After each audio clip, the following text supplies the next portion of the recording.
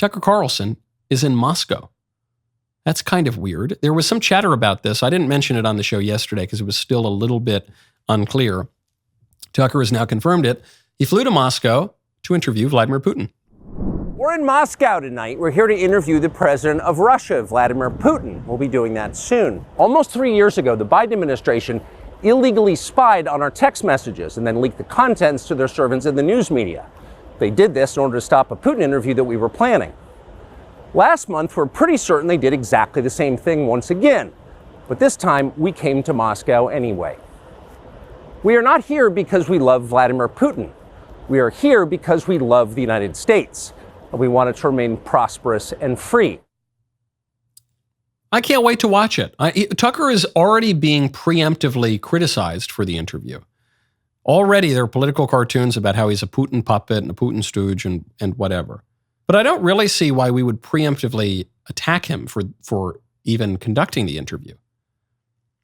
Plenty of American journalists have interviewed Vladimir Putin. He's not the first one to do it. I think Megyn Kelly interviewed Vladimir Putin. Barbara Walters interviewed Vladimir Putin.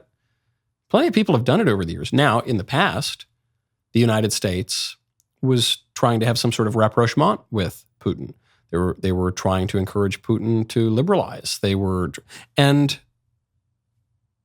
I guess now we're not doing that. I guess now we're saying Putin is the worst guy ever, and they're calling him Hitler 2.0 and whatever. So I understand why the liberal establishment doesn't want any more interviews with Vladimir Putin, but that's not good enough for me. The liberal establishment's wrong about a ton of stuff. So I'm not going into the interview thinking Tucker did a great job, or just as he says, I love Vladimir Putin, or I don't know. I don't know if the interview is going to be good or bad. I don't have any particular sympathy for Vladimir Putin, but I do know that the liberal establishment lies to me all the time.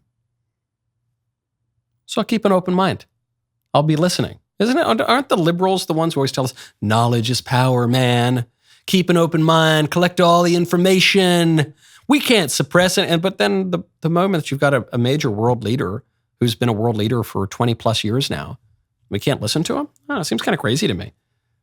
Along with the federal government spying on a journalist's text messages and the current leader of the opposition's text messages, Donald Trump, and then trying to throw him in prison? I don't know.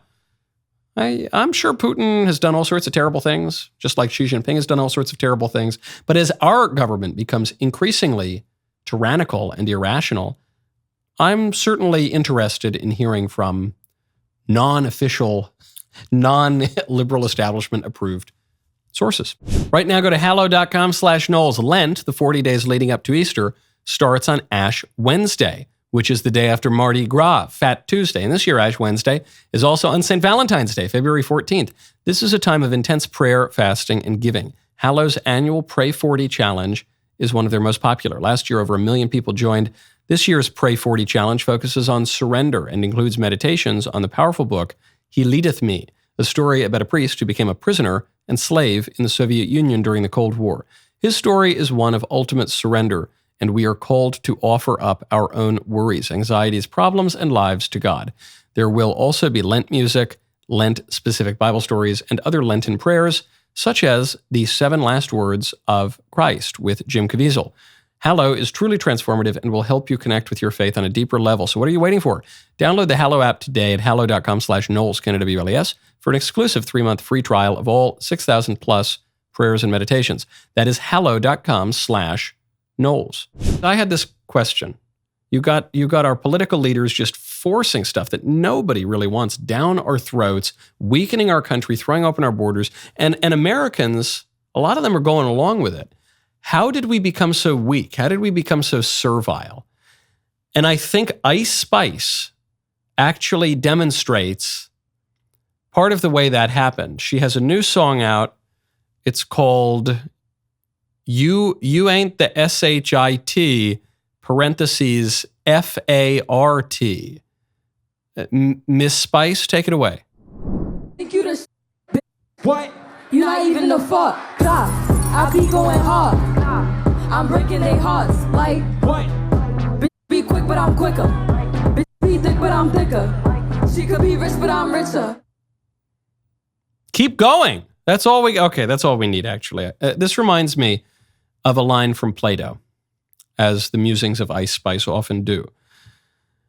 From, I forget exactly which book of Plato's Republic. He writes, quote, musical training is a more potent instrument than any other because rhythm and harmony find their way into the inward places of the soul on which they mightily fasten, imparting grace and making the soul of him who is rightly educated graceful, or of him who is ill-educated ungraceful. Which do you think this does?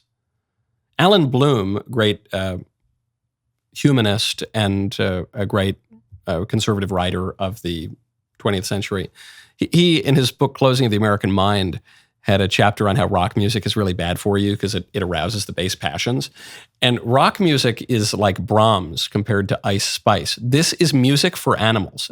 The music itself is for animals, just dunka, dunka, dunka, dunka, just jiggling around, smacking yourself as Ice Spice is doing. But the lyrics also are for animals. The animals. You think you're the SHIT, BITCH, but you're not even the FART. You think you're rich, but I'm richer. You think you're quick, but I'm quicker. And it goes on. And it's so disgusting and crass and vulgar. I can't get it out of my head. It's so over the top in its vulgarity that I find it funny. And I actually have texted it to a few people because I can't get over it. But it's very depressing because this is popular music. This isn't just some little track that came out from some unheard of musician on the internet somewhere as a joke. This was debuted at some big Spotify event. This is a woman who's done collaborations with Taylor Swift, other prominent musicians. I'm not as familiar with the Ice Spice oeuvre, but she's a very popular musician. And this is the kind of slop, cultural slop, that goes out there for, I'm sorry to say, we, the increasingly unwashed masses. This is it. And when this is bouncing around your head, well, it's not really bouncing around your head. It's bouncing around your loins. It's bouncing around your lower passions. But what Plato says is true. This surpasses and subverts your reason. So you're not reasoning about this. When you sit and listen to some classical music or Gregorian chant or something, it's much more intellectual. It's much more rational because you're not immediately aroused and bumping and grinding and bouncing and twerking and doing all the stuff that Ice Spice is doing. But this kind of music makes you behave less like a rational soul and more just like an animal, just kind of bouncing around and thinking about bodily functions and fluids and movements. And if we treat ourselves and educate ourselves to be like animals, if this is the kind of stuff that forms our soul, then we're going to be ruled like animals. And we're going to be ruled like a bunch of pigs and cows and sheep, which is increasingly how our political order works. Man, what a great clip that was. Now, hey, hold up, man. Ring that bell. Subscribe to the Michael Knowles Show podcast. We'll see you next time.